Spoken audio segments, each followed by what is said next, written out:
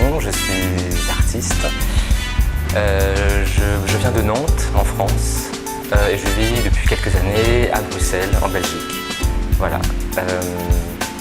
Donc j'ai surtout une grande pratique du dessin, à l'encre et à l'aquarelle, sur papier. Et je questionne le corps, enfin, notre rapport au corps, à l'image du corps, les différents états du corps. Et puis ici, pour l'exposition au MoCA, j'ai voulu... En fait, c'est un peu comme une...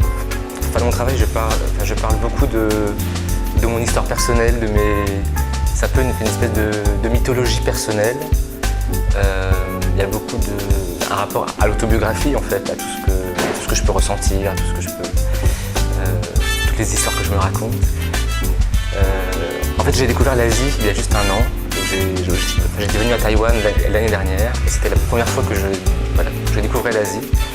Bon, Taïwan m'a beaucoup plu et voilà, donc j'étais ravi de revenir ici dans le cadre de cette exposition-là. Et du coup, ça m'a rappelé une histoire très connue en Europe qui s'appelle le voyage de Gulliver, écrit par Jonathan Swift en 1721. Pour moi, c'était un peu arriver à Taïwan comme si j'arrivais dans un pays inconnu, comme ça, un peu comme Gulliver dans un pays... Et c'est pourquoi que j'ai réalisé ce grand personnage dans le MoCA Studio, donc gigantesque, sur ce mur de 25 mètres. C'est un autoportrait, je me suis recadré comme ça et ça laisse un peu une grande marge d'interprétation, je pense, aux spectateurs. Voilà, parce que donc il y a une tête de pause, un peu comme ça, et puis on se dit, bon, est-ce qu'il est prisonnier, est-ce qu'il essaye d'écarter les murs, enfin, de toutes ses forces comme ça.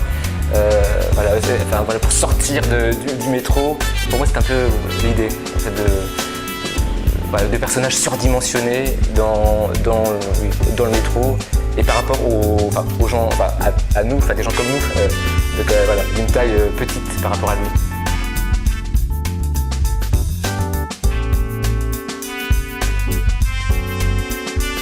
Du coup, je me suis dit qu'il valait mieux que je me focalise sur l'autoportrait, donc sur moi. Encore une fois, avec cette idée en rapport avec le livre de voyage de Gulliver, de Jonathan Swift, par rapport à moi qui arrive à Taïwan. Plutôt l'idée de cette aventure qui m'arrive ici, cette découverte. Voilà. Donc c'est pour ça que je suis encore focalisé sur ma tête pour les deux autres murs. Et j'ai voulu garder un peu l'idée du dynamisme du métro, des gens dans le métro. Parce que pour moi, le métro, c'est vraiment un lieu de passage où les gens vont vite, ils courent. Donc, voilà. C'est pour ça qu'il y a un peu de dynamisme par rapport aux têtes qui roulent, en écho aux gens du métro qui circulent, l'idée de circulation.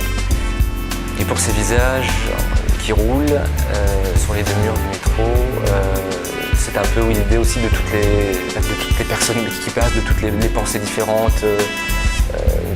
Parce qu'il y a 10 têtes qui grimacent, qui font des expressions très fortes. Et c'est aussi un peu un écho à la diversité de tous les gens qui passent en fait, dans le métro. Voilà. Et enfin, j'ai réalisé aussi avec une graphiste web designeuse qui s'appelle Émilie Le Marteleur, qui vit à Montréal, au Canada. Donc un film d'animation qui s'appelle Look and Feel Your Best et qui est le nom de l'expo. Et donc Look and Feel Your Best, c'est un peu de slogan lié au sport. Hein. Voilà, de coups de fouette. C'est une ode à être performant, être beau, être au mieux de sa forme, etc. Et du coup, je trouvais ça amusant de mettre cet élément un peu de pub dans le métro, où il y a plein d'autres pubs un peu partout dans le métro. Bon, et sauf que là, j'ai vraiment décalé la chose parce que les mots Look and Feel Your Best sont juste faits au trait noir, donc sur fond blanc.